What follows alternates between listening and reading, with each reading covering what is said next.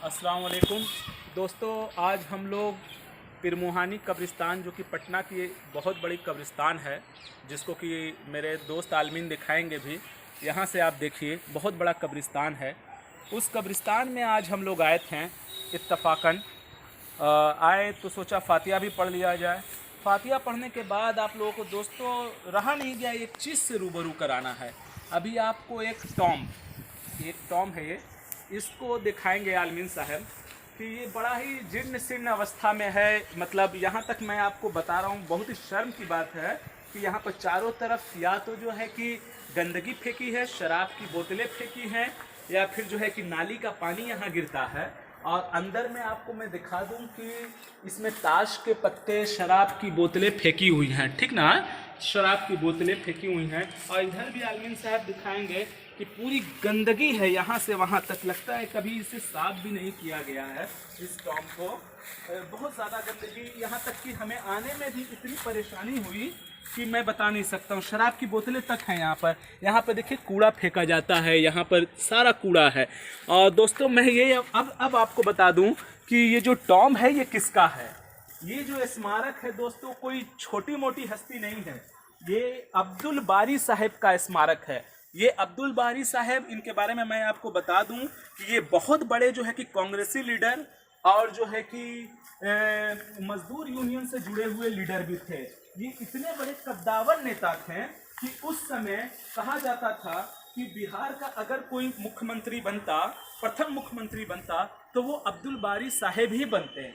ये इतने बड़े लीडर थे अपने टाइम के। ये इतने सामाजिक सौहार्द बनाने के लिए इनका नाम लिया जाता था, आपसी सौहार्द बनाने के लिए।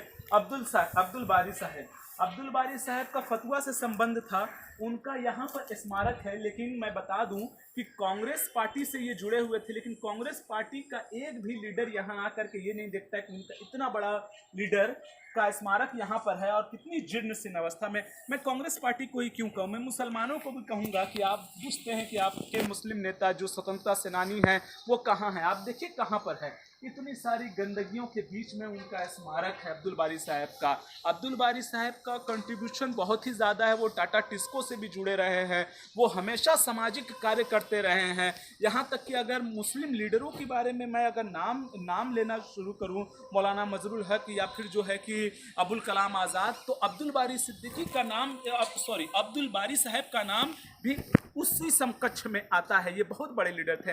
उस समय इनकी जो हत्या हुई थी, ये काफ़ी जो है कि कंट्रोवर्शियल इशू है, क्योंकि साफ साफ पता नहीं चल पाया था कि इनकी हत्या कैसे हुई थी। कुछ लोगों का कहना था कि अंग्रेज़ों ने जो है कि गोली मारी, कुछ लोगों का कहना था कि गोरखा सैनिकों ने गोली मारी। अब किस तरह से हुई ये भी अभी तक एक कंट्रोवर्शियल इशू है, इसको तो मैं नहीं कह सकता हूँ। लेकिन हाँ, इस चीज़ को मैं आज दिखाना चाहता था कि देखिए अब्दुल बारी साहब का स्मारक कितनी गंदी अवस्था में है। सरकार क्या कर रही है, हमारे लोग क्या कर रहे हैं। इतनी बड़ी बड़ी घासें, ये शराब की बोतलें, ये ताश के पत्ते और ये गंदगी क्या बतला रही है कि हम किस अवस्था में इसे रख रहे हैं, किस अवस्था में हम इस स्मारक को किस तरीके से देख रहे हैं। हम सिर्फ जो है कि 15 अगस्त और 26 जनवरी को जो है कि झंडा ही फहराएंगे, या इस झंडा फहराने के लिए जिन्होंने हमें ये मौका दिया उनके कम से कम स्मारक को तो हम साफ सुथरा रख लें, उसकी तो कम से कम इज्जत कर लें, उनकी शहादत की तो इज्जत कर लें। दोस्तों ये हमें सोचना पड़ेगा।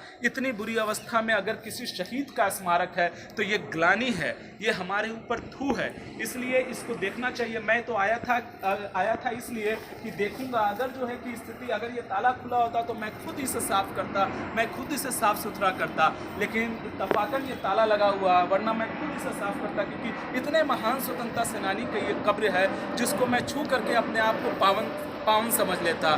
दोस्तों मैं आपके द्वारा सरकार, बिहार सरकार, ख़ास करके आप मुस्लिम लोगों को भी ये कहना चाहता हूँ कि आप जो भी हैं, इसके ट्रस्टी हैं, जो भी लोग हैं, इनकी ओर इधर देखिए कि ये जो है कितनी गंदी अवस्था में है। इसको खुलवाइए, इसको साफ़ सुथरा कराइए, क्योंकि ये कोई मामूली हस्ती नहीं है। आपको स्वतंत्र भारत देने में इनका सबसे बड़ा सहयोग रहा है। इसलिए दोस्तों इस तरफ ध्यान दीजिए और बिहार सरकार भी इस ओर ध्यान दे। जय हिंद, जय